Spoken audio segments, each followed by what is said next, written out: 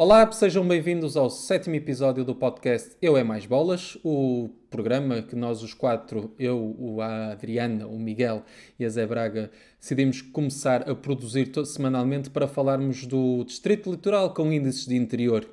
É verdade.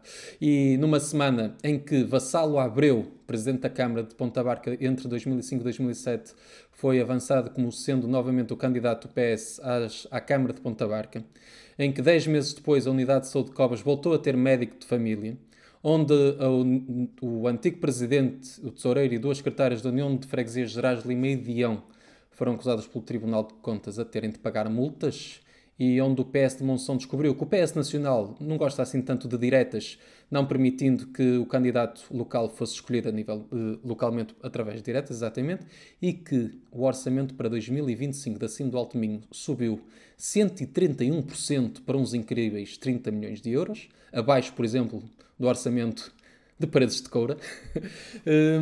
A Adriana e o Miguel trouxeram outros dois temas que vamos agora conversar e abordar, e vou começar pelo tema da Adriana, que ela quis trazer para a conversa a apresentação do Anuário das Assembleias Municipais referente a 2022, com coordenação de António Cândido Oliveira, e que contou na apresentação que decorreu esta semana com a presença de 3 dos 10 presidentes de Assembleias Municipais, a saber Francisco Araújo de Arcos de Valdevez, Flora Silva de Viana do Castelo e Manuel Luís Martins de Caminha. Adriana, o artigo de 2 páginas do Jornal Alto Minho traz um conteúdo muito bom para estarmos aqui a conversar. Primeiro vou-te deixar dar a tua opinião e depois lanço-te 2 ou 3 provocações pelo caminho. E o Miguel, se tiver vontade pelo meio de lançar a sua chega, está à vontade. Ora, muito boa noite. É verdade, houve aqui esta apresentação do anuário e a peça do Semanário Alto Minho foca principalmente dois temas, que eu acho bastante interessantes. A transmissão online das Assembleias Municipais, e a presença ou não dos presidentes da Junta nas Assembleias Municipais. Relativamente às transmissões online, nós sabemos que há várias assembleias no nosso distrito que há umas que têm transmissão online, outras que não têm. As que não têm, acho que partilham todas da mesma justificação para não ter, que é há intervenções que não são edificantes de alguns eleitos. Ora, isto não pode ser uma justificação. Eu acho que os eleitores têm todo o direito, tal como na Assembleia da República, todas as reuniões são públicas e são transmitidas. Todos os cidadãos e eleitores têm direito a saber o que é que acontece na Assembleia Municipal. Ninguém vai ler as atas das Assembleias. Portanto, a transmissão online é a melhor ferramenta de chegar mais diretamente deste órgão aos cidadãos. Eu acho que temos todo o direito, enquanto cidadãos, de saber o que é que se passa lá, edificante ou não, seja a sessão. E isso até torna mais fácil, na altura de decisão dos cidadãos, o voto, porque se eu vir que aquela pessoa em que eu votei não tem propriamente intervenções edificantes ou não contribui em nada para a discussão dos assuntos da nossa sociedade, desta região ou do município, não vou querer votar novamente nessa pessoa. Portanto, não me parece que a justificação das intervenções não edificantes seja uma boa justificação. E depois há alguns de um eleito municipal de Caminha pela coligação do PSD do CDS, não gostam de ser falados nos programas, por exemplo, do Ricardo Araújo Pereira ao domingo. Ora, neste ponto, o que eu te posso dizer é que os eleitos têm que se preparar. Eu sei que muitos deles têm pouco tempo e há pouco tempo dado à Assembleia Municipal e falta recursos e tudo para prepararem-se, mas aqui há que haver uma preparação para, para não acontecer este tipo de coisas, e não pode ser uma justificação. Não quero aparecer num programa destes, então não quero que se transmita online. Não me parece que nenhuma das justificações seja válida e que as transmissões de online deveria ser efetivamente já uma prática comum em todas as Assembleias Municipais. Relativamente aos presidentes da Junta, a presença ou não nas Assembleias Municipais e o voto, o terem poder de voto ou não nas Assembleias Municipais. Aqui a justificação é o facto da dependência grande dos presidentes da Junta do Presidente da Câmara. aqui há vários problemas de fundo. Um deles é o facto do orçamento das juntas de freguesia estar em grande parte dependente da Câmara Municipal, porque o fundo de financiamento das freguesias é baixo. Ora, aqui nós podemos ultrapassar esta questão como aumentando este tipo de financiamento e haver uma maior independência das juntas de freguesia relativamente à Câmara. Mas mostra um problema ainda mais grave, que é o caciquismo que se vive nas câmaras municipais e a perseguição, e isto não é só aos presidentes da junta, eu acho que o problema é mais fundo que esse, do ou estão comigo ou estão contra mim, sem uma clara visão do que é melhor para aquele município e com base apenas nisto de ou estão comigo ou estão contra mim, e então se estão comigo recebem fundos, não estão comigo não recebem fundos. E isto não só falando dos presidentes da junta, mas falando numa área mais abrangente da comunidade. E eu acho que agora para tu fazeres as tuas provocações, acho que paro por aqui. Depois, entretanto, posso falar de mais algumas coisas que eu li sobre o anuário, que li no anuário, que me parecem interessantes discutir. Sim, então, indo à primeira provocação, há lá a dada altura no artigo pode-se ler, não fixei quem disse, que é, acontece muitas vezes, e pegando nos casos dos presidentes de junta, em que esse presidente de junta é eleito por um partido contrário ao partido que está na Câmara Municipal, depois no segundo mandato, na reeleição, vai já como independente e chega-se ao cúmulo de quando vai à reeleição para o terceiro mandato, já vai do partido da cor da Câmara. Isto deve-se mesmo a estar as juntas estarem capturadas? Eu acho que sim, acho que é mesmo isso, para poder fazer obra e trabalhar pela junta de freguesia, pela freguesia acontece isto, não é? Se eles têm que estar mais próximos dos presidentes da Câmara para verem os seus orçamentos aumentados para conseguir efetivamente trabalhar naquela freguesia. Ó Miguel, por exemplo, o teu presidente de junta da terra de onde tu és, de Castelo de Neiva, está neste momento no segundo mandato e curiosamente está como independente. No mandato anterior era do PSD. Achas que daqui a um ano ele vai pelo PS? Penso que não. Penso que não vai haver uma transição assim tão abrupta, mas é um fenómeno que depois está muito relacionado com aquilo que é o pragmatismo, não é? Ou seja, enquanto presidente de junta, independentemente da convicção política que eu acredito que o nosso presidente de junta tenha, ele está completamente vulnerável àquilo que são as decisões da Câmara Municipal. E, portanto, eu penso que essa mudança para independente, obviamente que teve como objetivo uma aproximação à Câmara Municipal e a criação de uma melhor relação com o Presidente de Câmara. E, portanto, eu concordo muito com aquilo que a Adriana disse.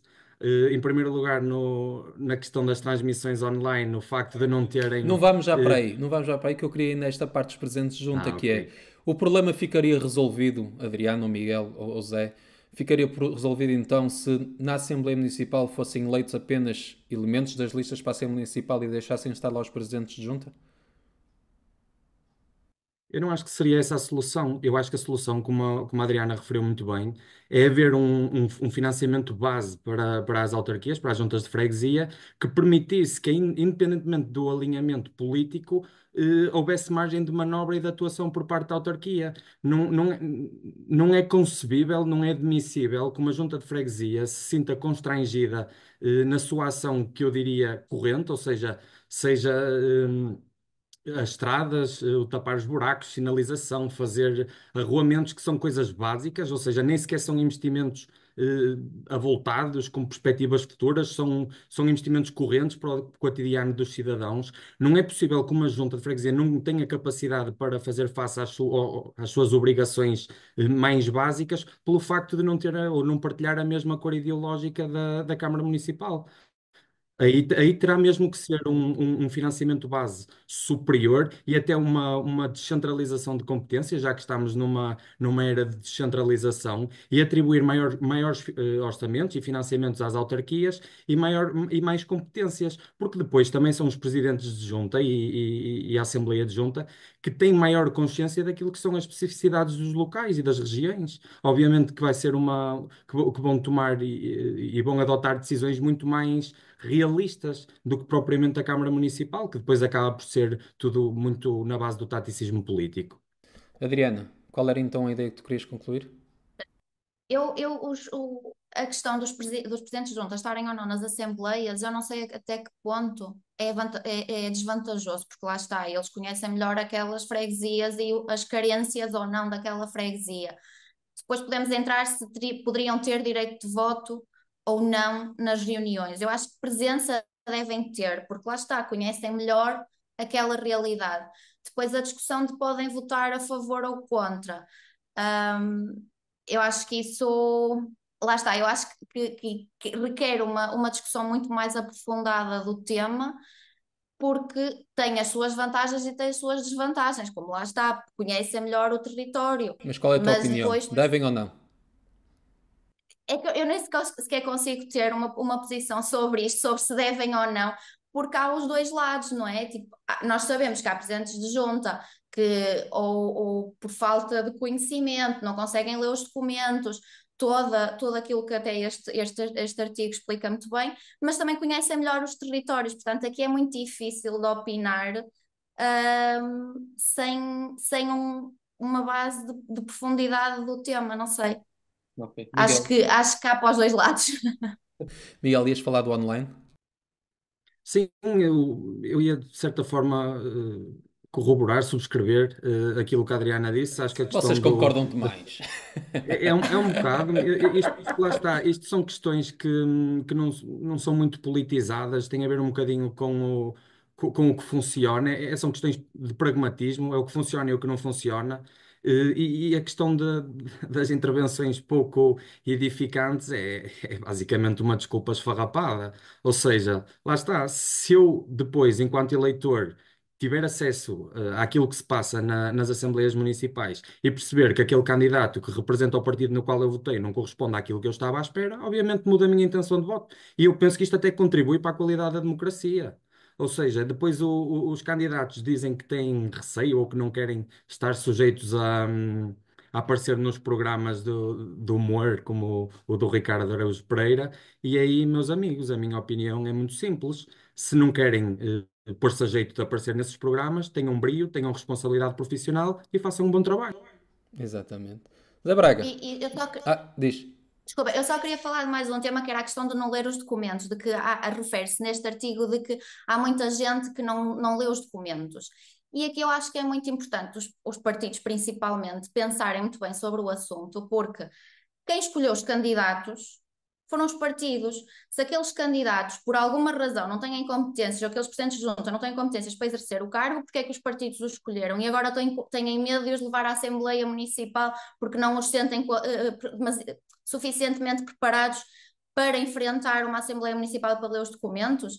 Ou é falta de apoio que os partidos dão aos seus eleitos? Ou, lá está, aparecem 6 meses antes das eleições e depois desaparecem? Acho que aqui e nós sabemos que muitas das vezes estas eleições é mais um concurso de popularidade na freguesia do que propriamente de quem é que se faria desempenharia melhor o papel ou não. Portanto, acho que aqui é também uma reflexão que os próprios partidos têm que ter sobre como é que escolhem os candidatos e que candidatos é que escolhem para desempenhar estes papéis. E só mais uma coisa que este anuário fala muito interessante é a diferença de percentagem de mulheres e homens que estão presentes nas assembleias municipais, que é gritante, principalmente quando na mesa da assembleia está mais ou menos equiparado, mas nos elementos da assembleia a diferença é gritante de percentagem de mulheres para homens, sendo que as mulheres estão muito menos representadas do que os homens. E uma coisa que eu gostava de ter visto no anuário, já que estamos já assim para finalizar, é que, por exemplo, há esta comparação de mulheres e homens, mas também gostaria de ver comparada as faixas etárias presentes nessas assembleias municipais, que certamente também serão diferenças gritantes. Isso era uma boa ponte para o tema do Miguel, mas eu ainda quero ouvir a Zé Braga sobre este assunto, porque Eu dos vou tocar quatro nisso. é aquela que mais assembleias municipais leva na vida de certeza absoluta, que já acompanhou várias, até de conselhos diferentes, e um conhecido dela, o Antério Filgueiras, que é uma pessoa citada neste artigo, fala que os presidentes de junta acabam por ser um segundo partido da Câmara, falam que são muitas vezes mercenários, mas eu também, em relação, gostaria de te perguntar se na parte do online não peca se calhar mais a falta de divulgação que leva a que as pessoas nem saibam sequer que as assembleias acontecem? Isso é para mim? É, Ah, entretanto, achei que podia ser para o Miguel. Claro que sim, acho que sim. Eu, em relação a isto, quero dizer rapidamente o seguinte: assino tudo o que a Adriana disse, exceto na ilusão de achar que os partidos escolhem, a pensar seriamente no interesse das pessoas. Os partidos às vezes escolhem aquilo que mais lhes convém. Não acredito muito nas boas intenções dos partidos, seja ele qual for. De resto, subscrevo tudo. Entretanto, quero também dizer que, desde que vi pessoas do PCP, grandes combatentes na luta antifascista, chegarem a perderem câmaras ou juntas de freguesia pelo PCP e depois concorrerem pelo PSD, já acredito em tudo. E, entretanto, em relação ao Ricardo Araújo Pereira, seria uma honra ele querer gozar connosco no seu programa de domingo à noite. Eu ofereço-me desde já para ser o bobo da festa. continuando então, e por unanimidade está fechado então este tema das Assembleias Municipais, mas continuamos a nível de concelho, neste caso passando para o Conselho Municipal da Juventude de Viana do Castelo, que reuniu esta semana, com a presença da vereadora com o respectivo pelouro, a anterior Presidente da Juventude Socialista de Viana, Carlota Borges. Miguel, uma das coisas divulgadas, uns assuntos divulgados desse encontro, foi a proposta para a criação de uma Assembleia Municipal para Jovens. Eu acho que a pergunta é muito simples para te fazer, que é, mais do que uma Assembleia Municipal para Jovens, não faria mais sentido, em vez de criar estruturas paralelas como aos jovens, incluir os jovens nas estruturas existentes e chamá-los para poderes de decisão? A tua pergunta é muito pertinente, especialmente pelo facto de como eu vou pegar na questão. E pronto, para quem não sabe, também para contextualizar um bocadinho antes de avançar para a minha opinião, o Conselho Municipal da Juventude é uma espécie de órgão consultivo da Câmara Municipal de Viana do Castelo, que tem como objetivo auscultar os jovens de Viana para depois integrar estas preocupações dos jovens na agenda política municipal. E este órgão é composto, obviamente, pela vereadora da Juventude, que é a doutora Carlota Borges, na qualidade de presidente, pelo o representante da Federação das Associações Juvenis do Distrito, pelo representante da Federação Académica do IPBC, os representantes também dos diversos agrupamentos de escolas, porque obviamente faz sentido, é onde estão os jovens, também pelos representantes das diversas organizações juvenis do Conselho, como os clubes desportivos, os grupos culturais e também as juventudes partidárias. E eu participo no Conselho Municipal da Juventude como representante da JST, porque sou o presidente da Conselhia da JST de Viana do Castelo, só que desta vez, infelizmente, não consegui estar presente nesta reunião do CMJ, porque tive compromissos a nível de trabalho que me impediram de estar presente. Mas estivemos representados, e muito bem representados, pelo nosso Henrique Maciel, que é o atual presidente da Federação Académica do IPBC e é também um dos grandes quadros, eu diria, da JST de Viana do Castelo. E como eu disse, eu não estive presente, mas por aquilo que li e também por aquilo que me foi contado, esta sessão, ou a sessão de quinta-feira, como é habitual, foi muito pouco participada e serviu mais uma vez como uma espécie de um lanchinho de convívio. Em vez de ser uma sessão de debates, de discussão de problemas da juventude a nível concelhio, e também para ser um fórum onde se estudam eventuais soluções, ainda que pudesse ser em formato de brainstorming, pelo menos para nortear, de certa forma, a atuação do Pelouro da Juventude. Mas nesta sessão, apesar de tudo aquilo que já é habitual, que é a falta de participação e o lanchinho, houve uma grande novidade, que foi esta ideia luminosa que a vereadora da Juventude apresentou, a criação de uma Assembleia Municipal Jovem.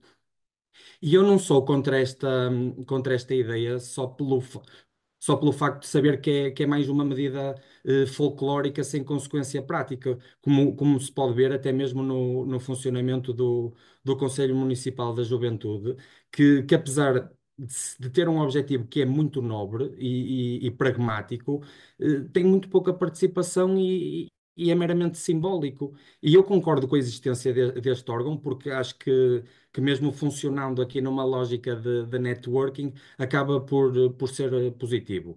Podia, era, obviamente, ser muito mais e servir para muito mais. Mas a criação da Assembleia Jovem, eu digo-vos, não, eu, para mim é uma ideia mesmo anedótica.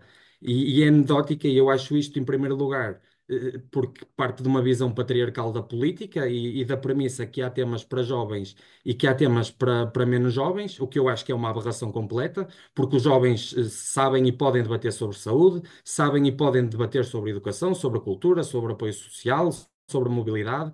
E, aliás, nós temos muito bons exemplos de jovens na política ao mais alto nível, seja no Parlamento Europeu, como por exemplo o Sebastião Bugalho, que tem 29 anos, seja a nível nacional, por exemplo, as deputadas Clara de Sousa Alves e Eva Brás Pinho, que são do PSD, que têm 28 e 24 anos. Também a deputada Patrícia Gil Vaz, da Iniciativa Liberal, que tem 26 anos, e muitos outros exemplos, seja dos partidos à esquerda, seja dos partidos à direita. Infelizmente, nas autarquias não é assim tão frequente, mas também existem raros casos. E em segundo lugar, porque aquilo que se vê é que a presença, ou sim, a presença de jovens nos órgãos municipais e nas juntas de freguesia é praticamente inexistente, o que de certa forma também ilustra o estado atual do Conselho, principalmente pela sua incapacidade de atrair e de reter jovens. E os menos jovens, os mais sénios, os adultos, quando são eleitos para cargos públicos pela primeira vez, também não têm experiência. Portanto, a meu ver, a idade não define a competência. E no exercício de cargos públicos, eu penso que a vontade e as intenções são muito mais importantes que a experiência, porque a experiência depois ganha-se. E por isso eu acredito mesmo, e tenho a certeza, que a política vianense ganharia muito mais com o contributo diretamente nos órgãos de decisão.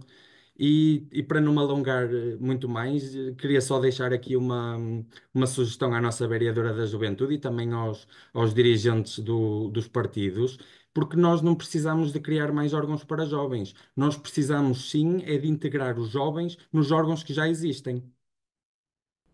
Fizeste exatamente, respondeste pelo fim àquilo que eu te perguntei. Saltando não para a Adriana, mas para a nossa representante mais jovem do painel, Zé Braga. Ou eu? És tu. Boa, vamos Sim, lá. porque quero fazer esta ponte, porque acho que enquanto a nossa representante mais jovem do painel, és a pessoa mais habilitada para nos falar sobre este assunto de dar os jovens para terem o seu espaço. Primeiro, esta é a própria noção de jovem que vai evoluindo com o tempo. Eu, quando era mais novo, o cartão jovem, por exemplo, era até aos 26 anos. Entretanto, agora nem sei qual é o limite de idade, mas sei que é superior a isso. E isto quer dizer o quê? A própria noção de juventude e de tudo muito mais. Achas que fazem sentido estes Conselhos Municipais de Juventude e esta proposta de criação de uma Assembleia Municipal em Viana do Castelo para jovens? Olha, eu acho que qualquer ideia que faça com que os jovens participem mais é positiva, até para nos apercebermos do que lhes interessa discutir ou não, se querem ou não participar. Portanto, eu concordo com o que o Miguel disse. A idade não define a competência e os jovens devem estar integrados no nos órgãos que já existem. Mas, se essa for uma forma de fazer com que os jovens se interessem mais, participem mais, colaborem mais, tragam mais ideias, eu acho muito positivo e, portanto, não considero que tenha que ser estanque, sabes? Que Miguel, tenha que estás a ficar assinar com a aí e não cabeça? possa ir para o outro lado. Como? O Miguel está a assinar a cabeça, não concordas com o quê? Não concordo com o facto de. Eu percebo o princípio, acho que o princípio é positivo, sim, Zé, só que não acredito que isso estimule a participação dos jovens, porque o que estimula a participação dos jovens é essencialmente a eficácia da sua participação, ou seja, eu contribuo e vejo acontecer. Se eu tenho um fórum onde eu posso ir para lá dar umas ideias, mas aquilo rimos-nos todos, fazemos um lanchinho no fim e nada acontece, vai fazer com que eu. Por exemplo, eu para participar no Conselho Municipal da Juventude, muitas vezes tenho que depois ficar a compensar horas no trabalho, porque geralmente é entre as 5 e as 7 da tarde. em Viana portanto, muitas vezes tenho que perder horas de trabalho e depois compensar à frente para conseguir estar presente, para depois chegar lá e aquilo ser uma espécie de um fórum de convívio, o que não é necessariamente negativo, mas não é o pressuposto. Isto não me incentiva a estar presente, porque a minha ação lá não me permite que as minhas ideias e as minhas propostas sejam implementadas na prática. A única forma de eu conseguir fazer isso é estar presente na Assembleia Municipal, é estar presente na Câmara, é estar presente numa junta de freguesia. Só dessa forma é que a minha atividade política é eficaz. Não é através destes fóruns, porque estes fóruns são essencialmente simbólicos e não é que não devam existir. Agora, existe o Conselho Municipal da Juventude, em vez de estarmos a criar uma Assembleia, vamos tornar mais robusto o Conselho, vamos inserir os jovens na política. O Conselho tem que ser um meio e não tem que ser um fim, assim como a Assembleia. Muito bem. Adriana, e como é que é a representação dos jovens por Valença e pela raia do Rio Minho? Antes de responder a isso, eu queria ir um bocadinho de encontro ao que tu disseste. O que é um jovem hoje em dia? Porque imagina, se uma medida dessas fosse para trazer jovens, se calhar ainda em idade escolar, para aproximá-los não uma assembleia, mas algo para aproximar os jovens de idade escolar da política e envolver-se na sociedade, no seu município. Agora, quase como duplicar a coisa parece-me algo absurdo e mais uma das medidas para dizer que estamos muito preocupados com os jovens, mas na realidade não fazemos nada para manter os jovens nestas regiões de interior, não sendo interior. Um, não sei, não me parece. Eu percebo o ponto da Zé, de aproximar os jovens, mas se calhar para a faixa etária que esta Assembleia se aplica, já é demasiado tarde, há que começar mais cedo.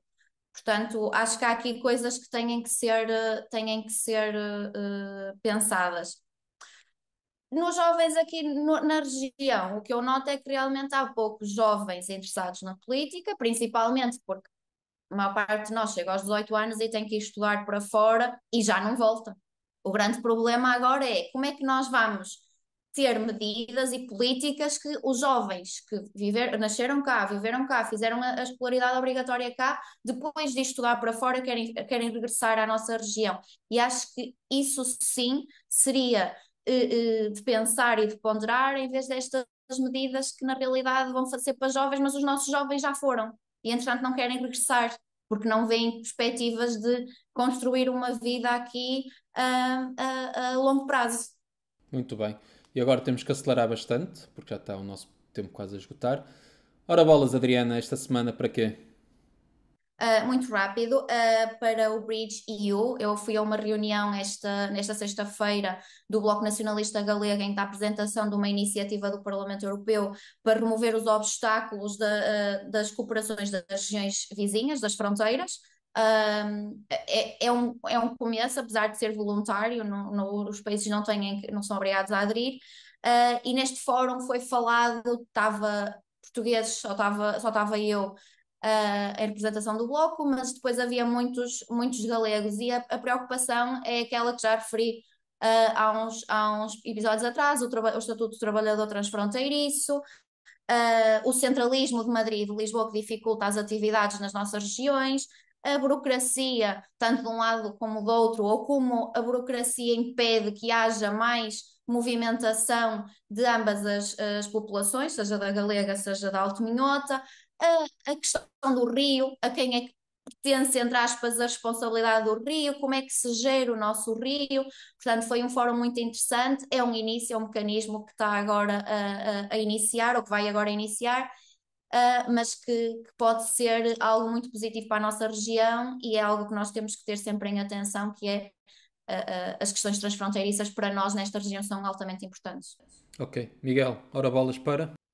Ora, bolas para a atividade Natal da JC de Viana do Castelo, que se realizou ontem e de forma muito sucinta percorremos as ruas de Viana do Castelo para distribuir presentes, balões e guloseimas aos mais novos e também para falar e desejar naturalmente umas boas festas aos mais velhos.